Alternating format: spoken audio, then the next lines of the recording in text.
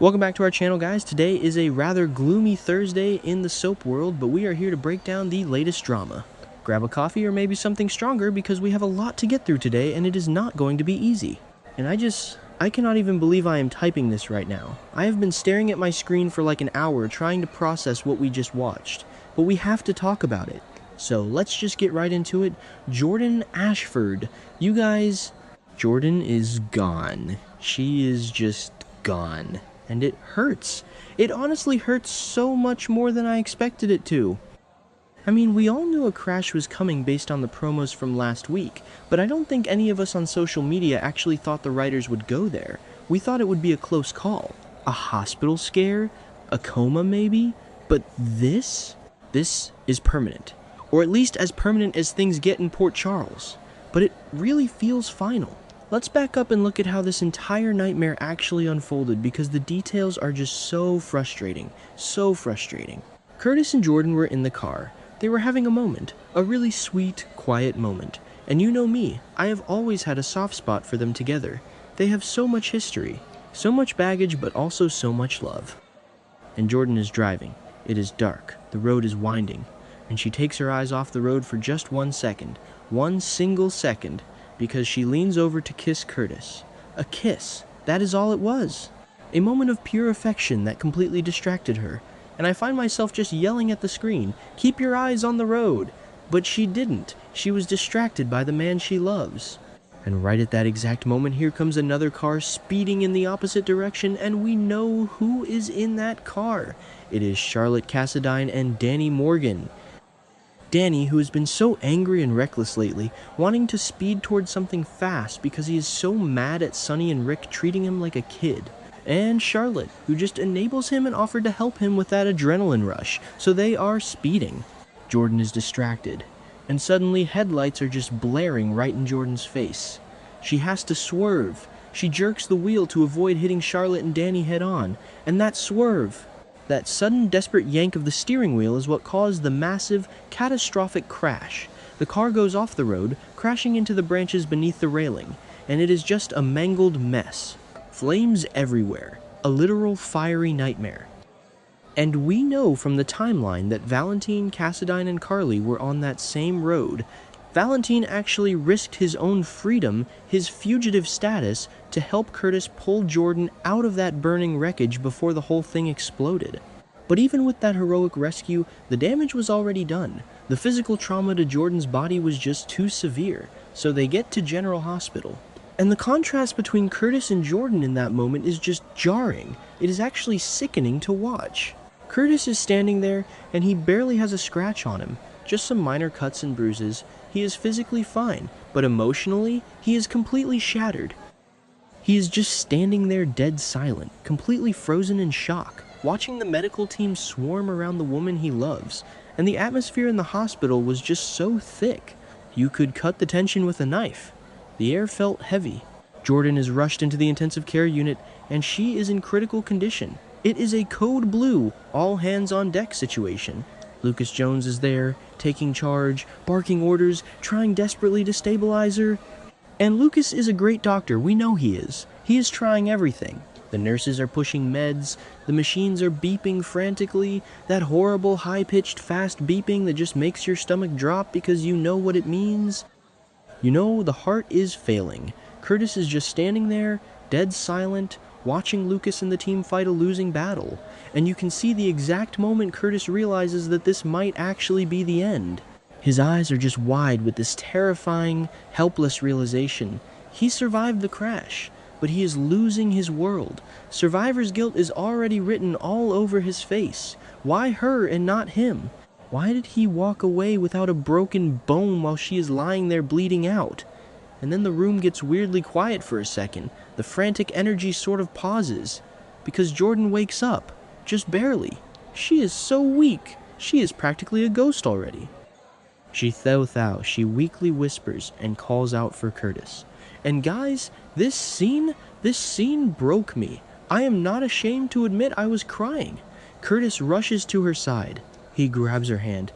And her hand is ice cold. You can feel the chill just watching it through the screen. He is holding on to her so tight, like if he just grips her hand hard enough, he can anchor her to the living world. He can keep her soul from leaving. Jordan uses every last ounce of strength she has left in her battered body to turn her head. She looks right into Curtis's eyes, and she whispers to him. She says, "Curtis, I always loved you, no matter what happens. I always loved you, no matter what happens." Just let that sink in. After everything they have been through, the lies, the secrets, the divorce, the Portia of it all, through all the mess and the pain, her final truth was that she never stopped loving him. It was always him. And maybe I'm being too dramatic here. Okay, maybe that sounded a bit cheesy, but you get what I mean. In that final moment, all the noise faded away and it was just the two of them. And immediately after she says those words, immediately, the monitor changes, the frantic beeping stops, and it is replaced by that one long, continuous tone. A straight line. She flatlined. She just flatlined right in front of him. Lucas jumps back in with the paddles. Clear! They try to shock her heart back into rhythm. They try compressions, but it is over. She is gone. And Curtis, his reaction, oh my God. He doesn't just cry. He screams. He lets out this guttural, agonizing scream of pure despair. It is the sound of a man whose soul has just been ripped out of his chest. He is screaming and sobbing, completely broken. The medical team has to step back, because there is nothing more they can do. Time of death is called. And Curtis is just left there in the ruins of his life. Honestly, what were the writers thinking? Who actually believes this is going to end well for anyone? Jordan has been such a massive pillar in Port Charles. She is the moral compass in so many ways. She is the one who holds the line. And to have her go out like this, because of a distracted kiss, it feels so tragic, but also so senseless. And maybe that is the point. Maybe the writers want us to feel how random and cruel life can be, but the fans on social media are already losing their minds. Twitter is a mess right now. People are furious. People are heartbroken. But here is where things get really, really messy. Because this isn't just a sad accident. This sudden death is opening up a massive, dramatic investigation into the real cause of the crash. Because let's be real, Jordan's swerve was the immediate cause, but why did she have to swerve so hard? Because Danny and Charlotte were speeding in the wrong lane. And what happens next? Carly. Freaking Carly.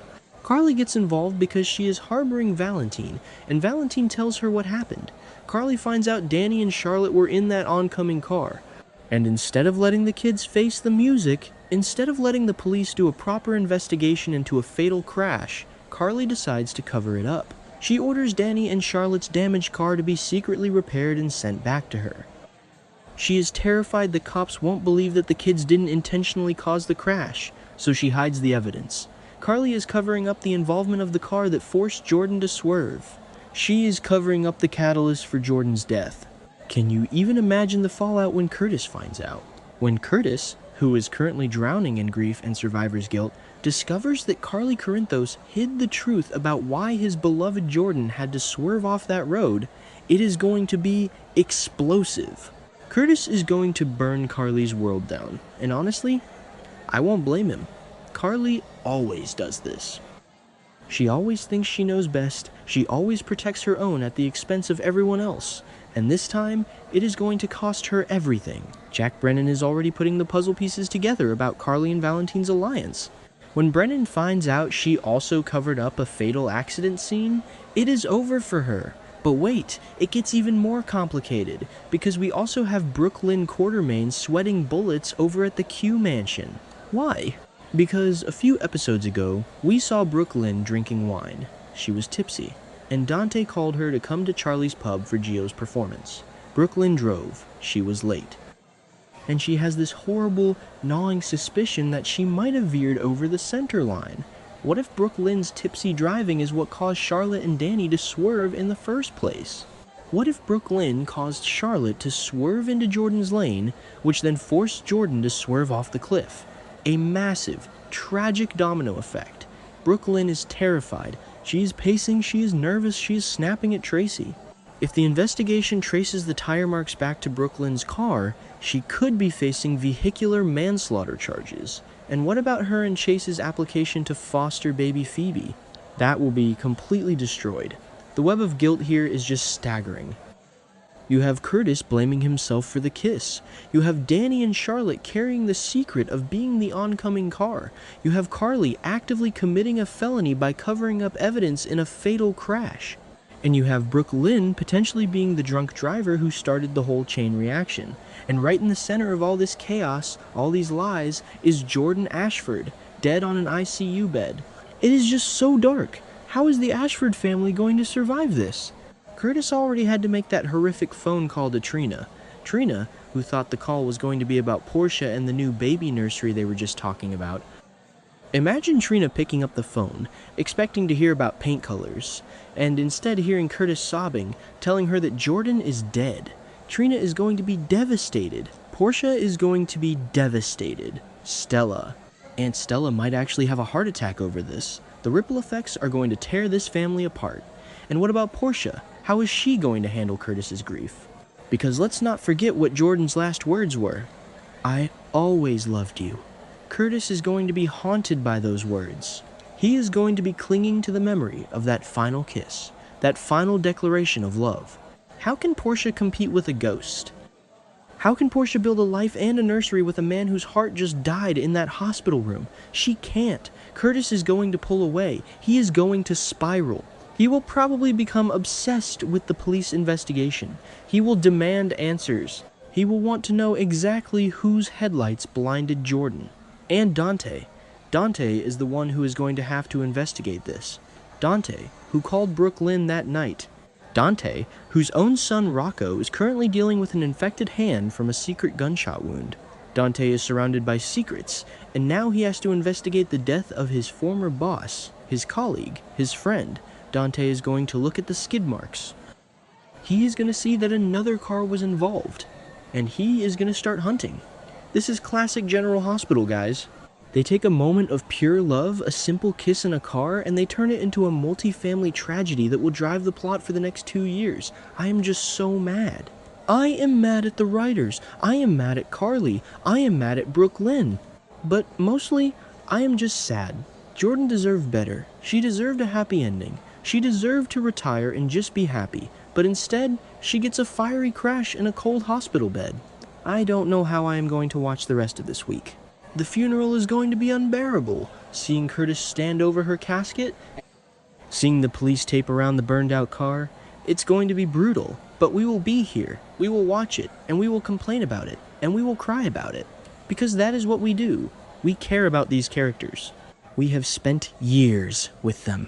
And losing one feels like losing a friend. So drop your thoughts in the comments. Let me know if you are as angry as I am. Let me know if you think Carly is going to go to prison for this cover-up. And let me know who you think is truly to blame. Was it the kiss? Was it Danny? Was it Brooke Lynn? I need to hear from you guys because I am just spinning right now. Alright, I am going to go take a walk and try to clear my head. This show, man, this show will break your heart and not even apologize. I will see you guys in the next update. Stay strong.